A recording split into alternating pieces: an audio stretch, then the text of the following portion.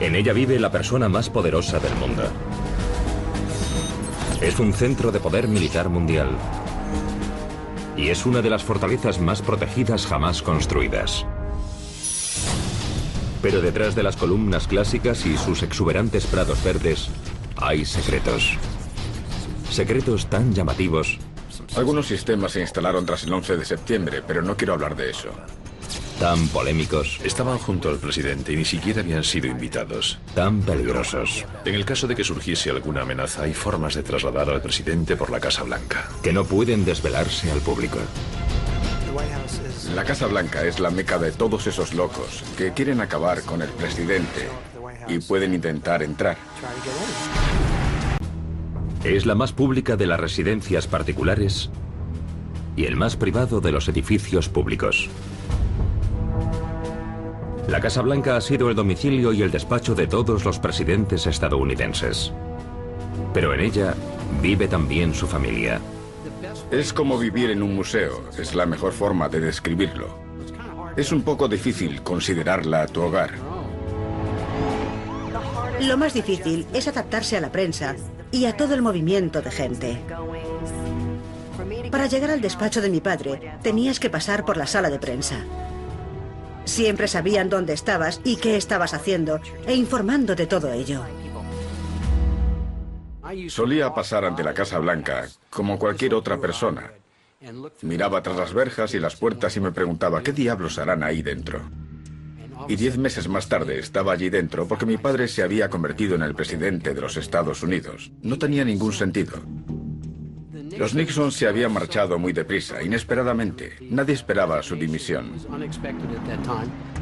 No tuvieron tiempo de preparar todas sus pertenencias y su ropa para el traslado. Así que esa noche tuvimos que volver a nuestra pequeña casa en Alexandria, Virginia. Vivimos en ella durante los primeros 6 o 7 días de la presidencia de mi padre. Poco puede hacer la familia del nuevo presidente para prepararse para los cambios radicales que implica vivir en la Casa Blanca. Sobre todo los relacionados con la pérdida de privacidad. Puedes cruzarte con una de las visitas guiadas, encontrártela mientras se dirige a la sala este o a la sala azul o a cualquier otro sitio. Cuando me cruzaba con una de esas visitas, muchas veces les daba la mano y los saludaba. Es tu casa, pero también saludas a los visitantes. Creo que a la gente le sorprendería saber lo poco privada que es la Casa Blanca. Es un lugar muy artificial. Los presidentes no disfrutan de mucha privacidad. Llevan una vida muy poco normal y te preguntas cómo se adaptan a ello. Y algunos, evidentemente, se adaptan mejor que otros. Les contaré una anécdota para que sepan cómo son las cosas. Mis padres tenían un perro, se llamaba Liberty. Y una noche despertó a mi padre porque tenía que hacer sus necesidades. Mi padre se puso una bata sobre el pijama, bajó en el ascensor familiar a la planta baja de la Casa Blanca y salió fuera. Creo que salió por la entrada diplomática y debían ser las 2 de la madrugada. Sacó al perro a hacer sus necesidades como haría cualquier marido en su casa. Pero cuando quiso volver a entrar, vio que la puerta estaba cerrada. Y el servicio secreto no sabía que estaba fuera. El presidente de los Estados Unidos estaba allí fuera en pijama a las 2 de la madrugada sin poder entrar en la casa con su perro porque la puerta estaba cerrada. Pienso en los que hemos vivido allí como una fraternidad, una hermandad o un club. No nos conocemos todos ni nos conocemos muy íntimamente, pero tenemos secretos que solo podemos contarnos entre nosotros. Para garantizar la seguridad de la familia del presidente, se controlan todas sus rutinas diarias, incluyendo los alimentos que comen y los regalos que reciben. La comida que entra en la Casa Blanca se examina en otro lugar antes de que llegue allí. Por ese motivo se toman muchas precauciones para asegurar que todos los alimentos que se van a servir en la Casa Blanca sean examinados antes a fondo. El servicio secreto tira cualquier tipo de comida que reciban como regalo, a menos que sea de algún amigo muy cercano o un miembro de la familia. E incluso sus amigos y familiares aprenden que no deben llevar comida a la Casa Blanca.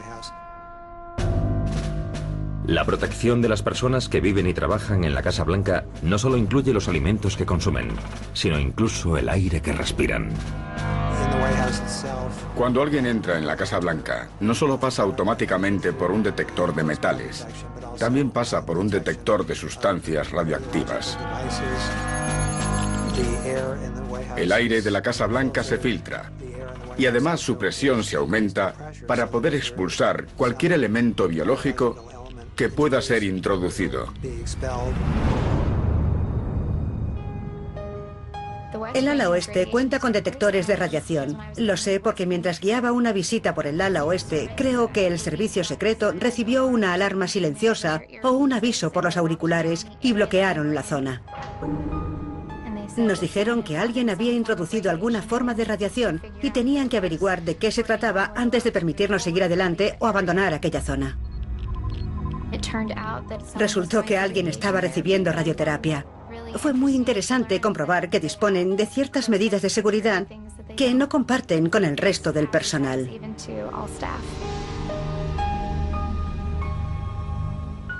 Evidentemente, la Casa Blanca no solo es el domicilio y el despacho del jefe de gobierno. También es un centro de mando con casi 1.700 empleados que acuden a diario a trabajar. Pero antes de que nadie pueda entrar a trabajar para el presidente o su familia, debe superar una verificación de antecedentes conocida como Yankee White.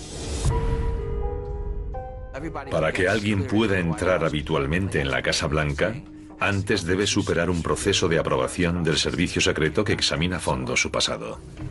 Al incorporarme en prácticas al servicio de la Casa Blanca, cubrí un formulario llamado SF-86. Consiste en preguntas sobre cada detalle de tu vida, más de lo que puedes recordar. Repasas viejas fotos y anotaciones preguntándote: ¿qué será esta dirección que anoté hace 10 años? ¿En qué fechas hice este viaje? Y el FBI comprueba que todo tu SF-86 es cierto. Entrevistan a tus amigos, familia, vecinos, antiguos jefes, para asegurarse de que lo saben todo sobre ti. Pero, una vez conseguido el puesto, ¿puede el personal de la Casa Blanca recorrer todo el edificio? ¿O contiene secretos tan valiosos y protegidos que solo un puñado de los empleados de mayor confianza puede tener acceso a ellos? Llevan en la solapa unas identificaciones además de las insignias que podemos ver en la televisión. Esas identificaciones son las más apreciadas porque son lo más parecido a la insignia familiar, con la que puedes ir prácticamente a cualquier sitio. Solo la llevan la primera dama, los hijos del presidente y algunos miembros del personal de mayor nivel. Si los empleados de la Casa Blanca son analizados y vigilados tan minuciosamente, ¿cómo pueden entrar los visitantes y otros invitados? ¿Es muy difícil visitar la Casa Blanca? ¿Y qué tipo de seguridad se necesita para proteger a la persona más poderosa del mundo?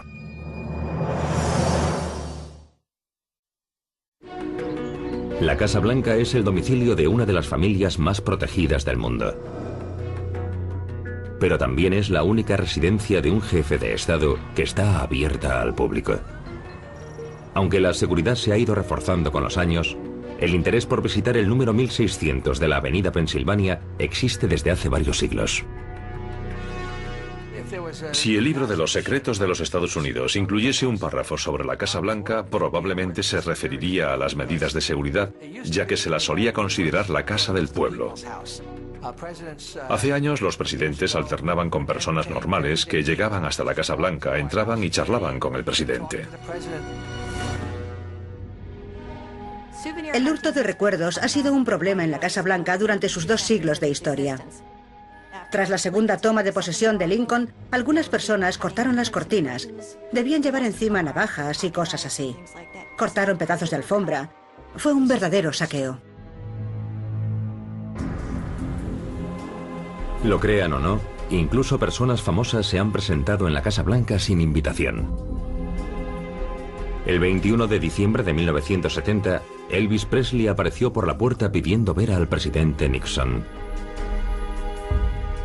Y, aunque permitieron entrar a la estrella del rock and roll conocida como el Rey, su visita se mantuvo en secreto.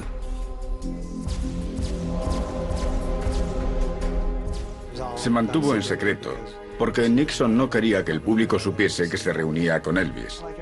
A Nixon le gustaban Elvis y sus canciones tanto como a los demás, pero al mismo tiempo le resultaba embarazoso que el público supiese que le apetecía conocer a Elvis Presley.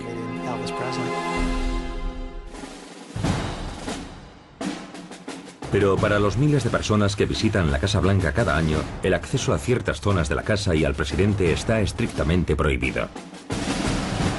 Y saltarse esa prohibición afecta a la seguridad nacional.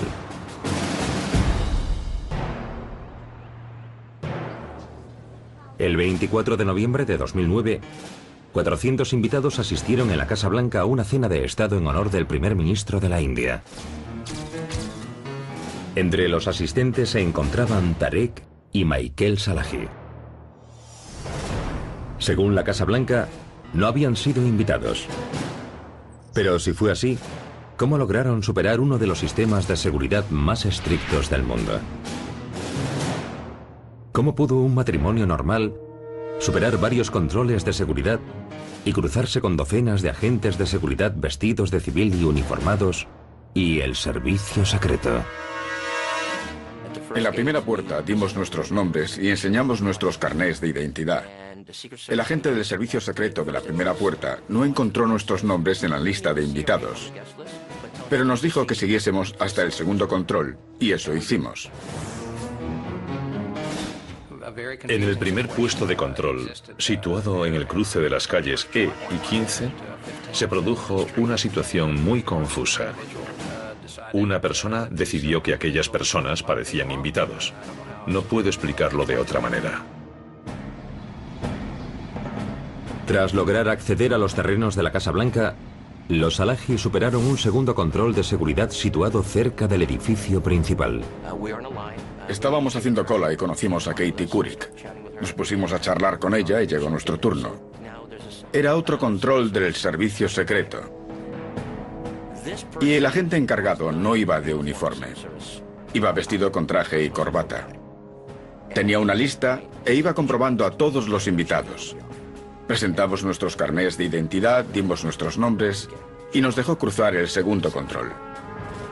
Entramos en la Casa Blanca, en la zona de recepción donde hay magnetómetros y equipos de rayos X.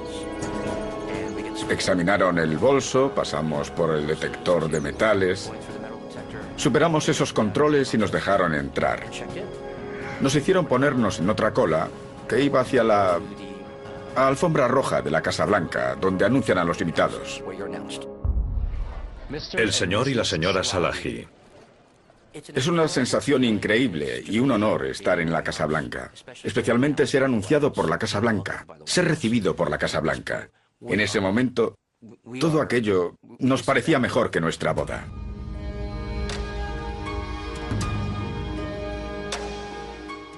Nos unimos a la fila para saludar al presidente de los Estados Unidos, el presidente Obama, la primera dama, el primer ministro y su esposa. Les hicieron fotos con el presidente y eso es algo realmente excepcional. Estaban con el presidente y la primera dama y no habían sido invitados. Fue sin duda el mayor error que yo haya visto nunca en un acontecimiento social.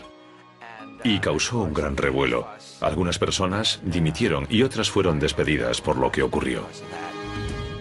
There were undeniable planning and execution failures of the entire Secret Service apparatus. Aunque los Salahi afirman que acudieron a la Casa Blanca como invitados, muchos creen que el hecho de que consiguiesen entrar se debió a que tenían el aspecto adecuado. Los Salahi consiguieron entrar gracias a su labia. No eran especialmente conocidos, eso es lo más extraño. Pero iban vestidos de gala y parecían verdaderos invitados. Cuando los Salahi se colaron en la cena de Estado de la Casa Blanca, no figuraban en la lista de invitados, no habían sido aprobados por el servicio secreto. Y los agentes uniformados simplemente ignoraron el hecho de que no figuraban en la lista de invitados. Por lo general, las medidas de seguridad de la Casa Blanca son bastante estrictas y durante los eventos sociales son muy estrictas. El personal de la Secretaría Social tiene la lista de las personas con derecho a entrar, que han sido invitadas. En las puertas, varios de sus miembros comprueban a los invitados. Después pasan por otro control con otra lista. Pero en este caso particular, el sistema falló. Aunque los Alaji se convirtieron sin duda en los dos visitantes más famosos no invitados a la Casa Blanca, solo un puñado de personas se enteró de que otro visitante, aún más misterioso, asistió a ese mismo acto. La misma noche que los Alaji se colaron en la cena de Estado, hubo un tercer intruso, Carlos Allen. Fue descubierto porque las cámaras de vigilancia del servicio secreto lo vieron acudir a la cena.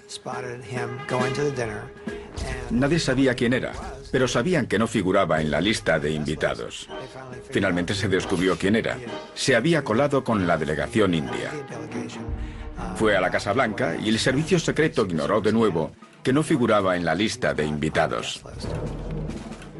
Eso demuestra que, pese a todo el trabajo de todas esas personas y todos los sistemas y todos los procesos, una sola persona puede destruir literalmente todo ese trabajo. No fue una situación agradable. I feel confident, based on what I've heard, based on what I've seen, based on what I've been briefed on, that they did not provide a risk to the president. Los visitantes no invitados son más una molestia que una amenaza. Pero, ¿cómo está preparada la Casa Blanca para enfrentarse a situaciones más serias y secretas?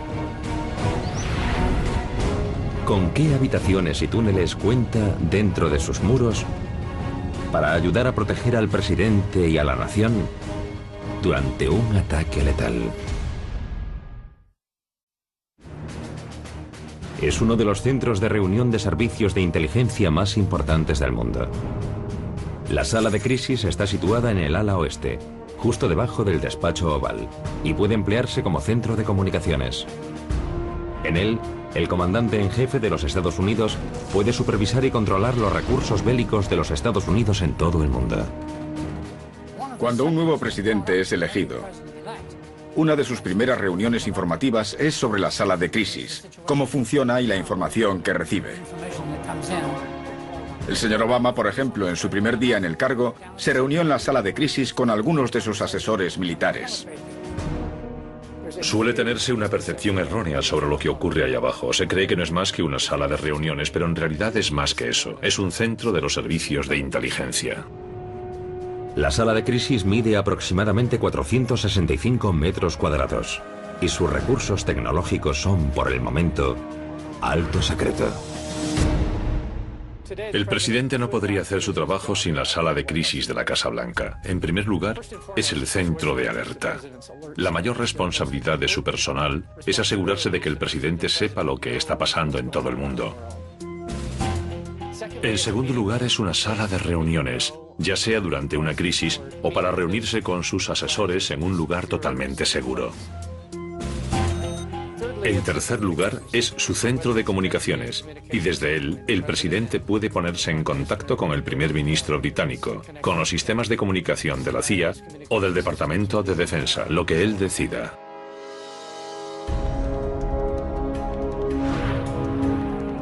Aunque oficialmente se llama sala de crisis, los que trabajan en la Casa Blanca se refieren a ella por otro nombre más secreto. Tony Lake era uno de los ayudantes de Nixon y más tarde llegaría a ser asesor del presidente Clinton sobre seguridad nacional. Un día, Alexander Hay le dijo, ¿quieres venir conmigo a la sala de crisis? Henry Kissinger va a encerrar a la CIA a trabajar en la leñera. Lake creyó que a la sala la llamaban la leñera, así que terminó siendo conocida por ese nombre. Shall be the policy of this nation to regard any nuclear missile launched from Cuba against any nation in the Western Hemisphere as an attack.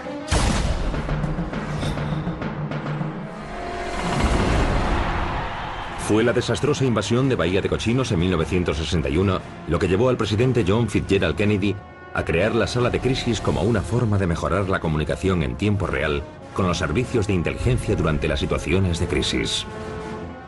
Los presidentes anteriores habían dependido de la información que les proporcionaba el Departamento de Estado, el de Defensa o los servicios de inteligencia. Y durante la crisis de los misiles de Cuba se dio cuenta de que no podría tomar decisiones a menos que la información llegase de forma más rápida a la Casa Blanca. Así que decidió construir una instalación en la planta baja de la Casa Blanca y la llamaron la Sala de Crisis Internacionales, que al final quedó abreviado a la Sala de Crisis.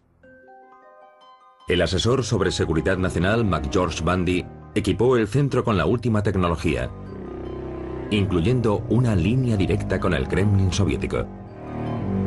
Pero, pese a lo que muchos creen, la famosa línea directa no era telefónica. La línea directa con el Kremlin era un teletipo. Esa tecnología permitía transmitir información con mayor seguridad. Alguien pensó que prescindir de la voz eliminaría la confusión causada por las traducciones y facilitaría la precisión necesaria durante una emergencia. Ese grado de precisión aumentaba al utilizar la palabra escrita en lugar de la comunicación verbal. Sin embargo, durante la Guerra Fría, pocos sabían que la Casa Blanca había instalado otro sistema telefónico secreto. El Departamento de Estado instaló otra línea como una alternativa a la línea directa con el fin de fomentar una comunicación más rutinaria. Era una alternativa porque se pretendía utilizar la línea directa únicamente durante las crisis para no atenuar su importancia. De hecho, Carter no estaba de acuerdo y la utilizó para las comunicaciones rutinarias. Y Brzezinski le advirtió que no lo hiciera, porque eso podía disminuir su importancia durante las crisis.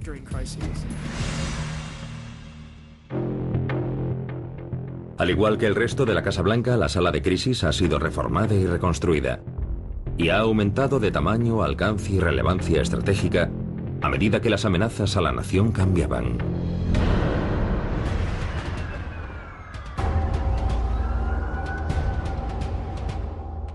Después del 11 de septiembre y en tiempos de guerra, la capacidad de la sala de crisis resultó ser inadecuada. Decidimos que había que modernizar las instalaciones. Necesitábamos más salas de reunión para mantener conversaciones secretas. Y las instalaciones fueron reformadas por completo desde sus cimientos. Fueron derribadas por completo, de arriba a abajo, y al hacerlo quedó expuesta una gran cantidad de cableado muy viejo. Es un milagro que el ala oeste no se hubiese quemado. En la actualidad, la sala de crisis o Sit Room cuenta con unos 30 empleados organizados en 5 equipos de vigilancia que realizan un seguimiento tanto de acontecimientos nacionales como internacionales. Evidentemente, la sala de crisis está en servicio las 24 horas del día, 7 días a la semana. Siempre hay en ella un equipo de guardia que recibe constantemente telegramas del Departamento de Estado, del de Defensa o de la CIA. Si reciben algo relevante para el presidente, lo despiertan de inmediato. Pero en esa sala no hay palancas que el presidente pueda activar, ni botones que pueda pulsar para lanzar misiles y ese tipo de cosas. Se reúne con sus asesores más cercanos, luego cada uno acude a su puesto y desde allí se activan las palancas y se pulsan los botones. Varias veces al día, los distintos equipos filtran la información más reciente en tiempo real para redactar informes para el presidente. El director del Departamento de Inteligencia Nacional y el de la CIA redactan un informe diario con la información más delicada para entregárselo al presidente. Pero justo al lado está el resumen diario de la sala de crisis, que se redacta 3 veces al día e informa de todo lo demás. Así el presidente puede estar informado gracias a la ayuda de la sala de crisis. Este es el centro de vigilancia de la sala de crisis de la Casa Blanca. Lo que ofrecemos es una evaluación de lo que está sucediendo en el mundo. Somos un centro de recopilación, lo que significa que recopilamos cerca de 2000 informes cada día. Una característica curiosa de este espacio de la sala de crisis es su capacidad para ofrecer privacidad al presidente si tiene que realizar una llamada de teléfono como jefe de Estado desde la propia sala. Podemos empañar las ventanas para que disponga de privacidad. El presidente puede comunicarse cara a cara con otros líderes del mundo mediante conversaciones de alto secreto por teleconferencia. Puede utilizar esa tecnología para hablar con la canciller alemana, el primer ministro británico, O militares como el general Petraeus, por ejemplo.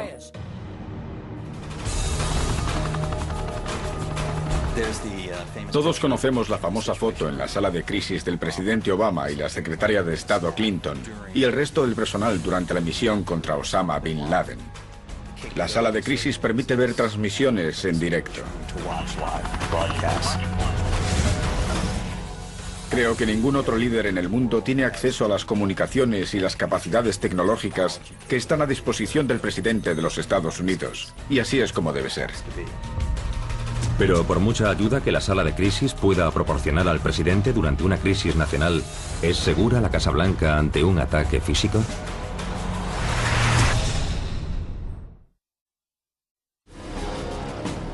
En 2010, se puso en marcha un gran proyecto secreto de construcción en el jardín norte de la Casa Blanca. Aunque el personal afirmaba que se trataba de una mejora de las instalaciones de las alas este y oeste, el presupuesto secreto del proyecto llevó a muchos a especular que se trataba de algo mucho más serio. Pero, ¿podría aquel proyecto tener un propósito más secreto? La nueva construcción en los terrenos de la Casa Blanca consiste en nuevas instalaciones que, incluso en el caso de un ataque, protegerán al presidente y permitirán que la Casa Blanca siga disponiendo de muchos asesores.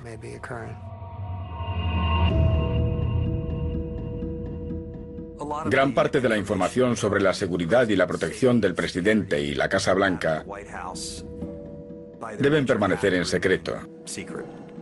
No puedes dar a tu adversario la ventaja de saber cómo inutilizar tus sistemas y procedimientos. Son secretos y seguirán siéndolo. En los últimos 200 años, las funciones de la Casa Blanca han aumentado más allá de ser la residencia personal del presidente. Se ha convertido en el centro del poder ejecutivo del país. Una ubicación estratégica que ha exigido convertir la vivienda en una fortaleza.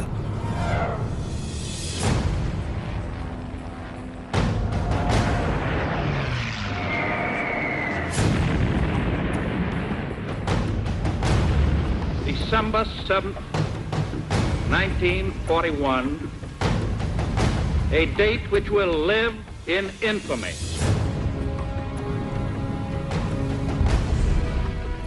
Pearl Harbor fue un shock tan enorme que los ingenieros comenzaron a pensar en la seguridad del presidente. Mucha gente quería que se trasladase a otro lugar, a un lugar secreto, pero él no quiso. Dijo que era allí donde debía estar. El presidente Roosevelt utilizaba una silla de ruedas y eso planteaba aún más preocupaciones sobre su movilidad. Y ocurrieron varias cosas. Tapiaron todas las claraboyas, las cubrieron con pintura. El presidente permitió poner un cubo con arena mojada y una máscara antigas en cada habitación.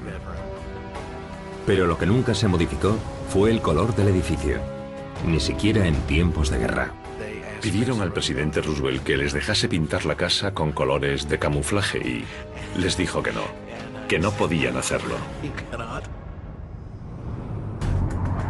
Pero quizás uno de los mayores secretos de los muchos que rodean la Casa Blanca es el hecho de que el edificio actual tiene en realidad menos de 70 años.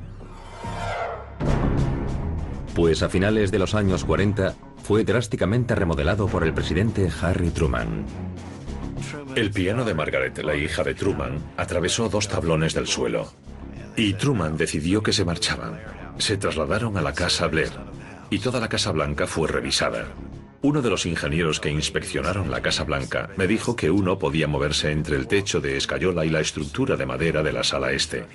No se podía caminar de pie, pero el piano había caído más de 1 metro.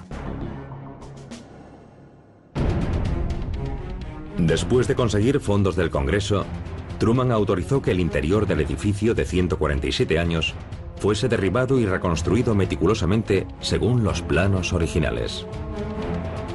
¿Pero fue la seguridad de su familia el único motivo de las reformas? ¿O pudo haber otra razón más secreta? ¿Sirvió la reforma para limpiar la Casa Blanca de dispositivos de espionaje de la Guerra Fría? ¿O se aprovechó la ocasión para proteger sus dependencias contra cualquier posible amenaza atómica? Entre 1948 y 1952, los ingenieros sustituyeron toda la subestructura de madera por otra de hormigón y modernas vigas de acero. Derribaron el ático y el techo y construyeron otro más inclinado, pero no hasta el punto de que pareciese un añadido desde la calle. Añadieron varios dormitorios y cuartos de almacenamiento, todos de acero. Construyeron una estructura de acero por el interior de los muros originales, y los muros originales fueron reforzados con cimientos nuevos para que no soportasen más que los propios muros. Cada habitación está formada por una estructura de acero. Toda la casa fue reconstruida con listones de acero que luego se recubrieron. La idea era que la Casa Blanca durase siglos. En la actualidad, los muros exteriores de piedra arenisca son todo lo que queda de la Casa Blanca original. Pero ¿podría la gran reforma de Truman haber sido en realidad una tapadera para realizar en el edificio cambios que la opinión pública no debía conocer? ¿Cambios similares a los realizados en 2010?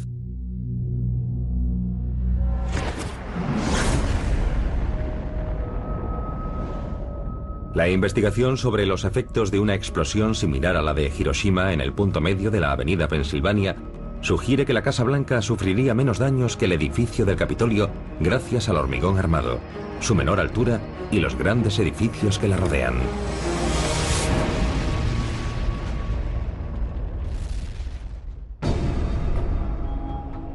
Las defensas invisibles integradas en la propia Casa Blanca también son cruciales para asegurar la protección del presidente. Aunque los detalles exactos siguen siendo secretos, se cree que el edificio ha sido reformado para ser prácticamente a prueba de balas. No hace mucho esto es lo que se necesitaba para protegerse de un impacto de bala. Como podemos ver, tiene unos 10 centímetros de grosor. Es una combinación de vidrio y policarbonatos, y aunque es muy transparente, también es muy fuerte y resistente. Es un producto magnífico. Desde entonces, se han conseguido vidrios mucho más delgados, y de hecho incluso existen polímeros de la era espacial así de delgados y ligeros. Es un material muy ligero que proporciona una protección increíble. Una vez que has protegido los cristales, empiezas a pensar en las paredes, los techos y los suelos. Este es el tipo de material que se utilizaría en un edificio para que alcanzase el nivel 7. El nivel 7 es un blindaje a prueba de balas proyectiles. Si tuviéramos que proteger una instalación gubernamental de gran importancia, como por ejemplo la Casa Blanca, sería razonable suponer que utilizásemos algo así en las paredes, techos y suelos de las habitaciones que quisiésemos proteger de un ataque con proyectiles.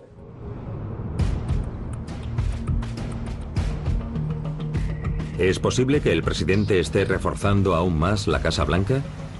¿Tal vez pensando en un ataque directo?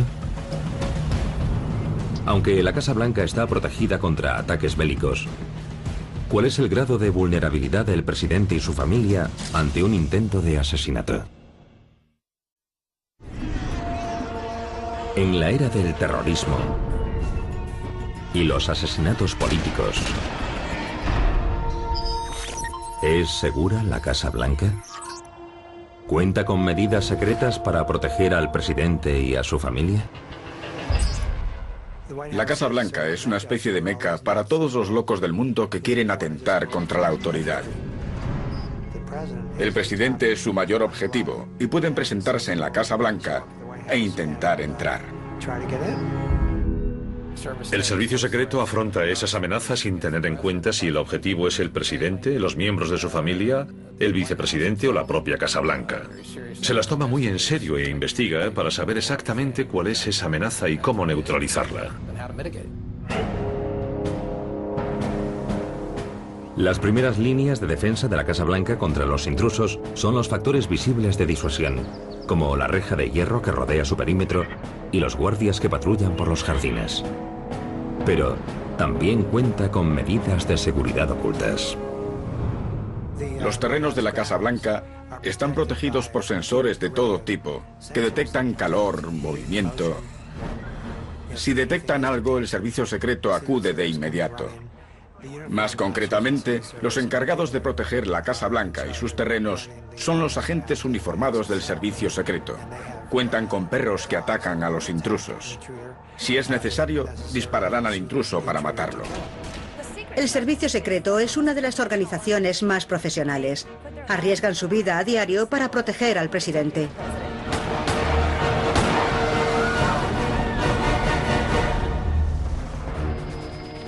En las últimas décadas, varios intrusos armados o peligrosos han atacado la Casa Blanca. En 1974, Robert Preston, un joven soldado raso del ejército, sobrevoló el Prado Sur en un helicóptero robado. Los guardias de la Casa Blanca respondieron con una ráfaga de disparos que obligó a Preston a aterrizar. Levemente herido y vestido con su uniforme, fue arrestado y sometido a un examen psiquiátrico. I, George Walker Bush, do solemnly swear. I, George Walker Bush, do solemnly swear. Gunshots, the sound of gunshots on the south side of the White House. En febrero de 2001, 2 semanas después de la toma de posesión de George Bush, Robert Pickett, un antiguo empleado de la Agencia Tributaria de los Estados Unidos, con un historial de enfermedades mentales e intentos de suicidio, mostró un arma a los turistas y a los policías que se encontraban frente a la Casa Blanca y disparó varias veces. Un agente del servicio secreto le disparó en una rodilla tras intentar en vano que se entregase durante 10 minutos. 11 de noviembre de 2011.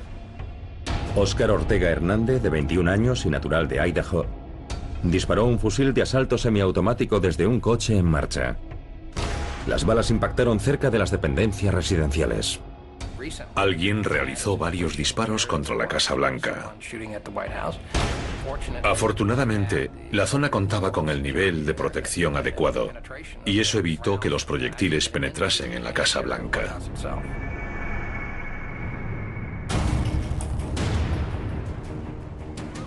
Pero uno de los ataques más extraños contra la Casa Blanca se produjo el 11 de septiembre de 1994.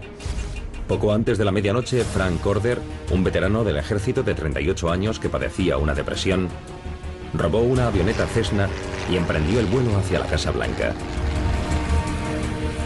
7 minutos después, los controladores aéreos del Aeropuerto Nacional captaron la avioneta en sus pantallas de radar. Pero ya era demasiado tarde. Corder estrelló el avión directamente en el Prado Sur, a pocos metros de la propia Casa Blanca.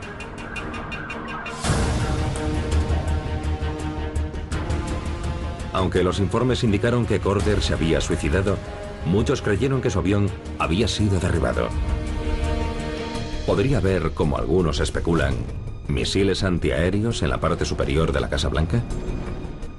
La gente creía que la Casa Blanca disponía de un montón de mecanismos de defensa. Y cuando aquella avioneta Cessna llegó volando hasta allí, todos se preguntaron, ¿cómo puede ocurrir algo así? Pero les puedo asegurar que desde entonces se han instalado mecanismos de defensa que impedirán que se repitan situaciones de ese tipo. Durante el gobierno de Bush, el Washington Post publicó en portada una foto sobre la instalación de algunos sistemas tras el 11 de septiembre. En ella pueden desvelar ese secreto, pero no quiero hablar de eso. Pero con todos los pasillos, oficinas, túneles y zonas secretas de la Casa Blanca, ¿hay alguna que sea más segura que todas las demás?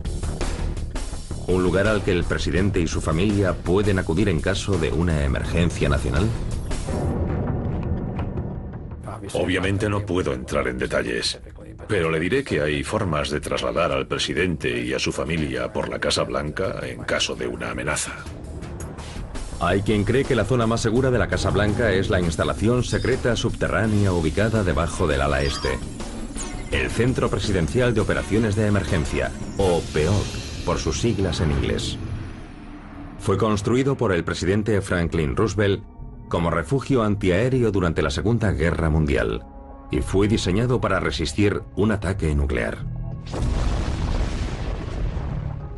Está en el sótano del ala este. Es un viejo refugio antiaéreo de la Segunda Guerra Mundial con una puerta muy grande y pesada. Está lleno de literas y alimentos y agua, envasados y todo eso. El 11 de septiembre, Cheney y Condoleezza Rice y algunas otras personas se refugiaron en el PEOC. Con los planes de contingencia ejecutados concienzudamente tras el 11 de septiembre, la nación y sus líderes pueden estar seguros de que la más pública de las residencias particulares es hoy totalmente segura. Durante más de 200 años, la Casa Blanca ha superado incluso la intención original de George Washington de albergar, servir y proteger al presidente de los Estados Unidos y su familia. Pero tal vez el mayor secreto de la Casa Blanca sea que cada presidente es un residente temporal en una casa que en realidad pertenece a todos los estadounidenses.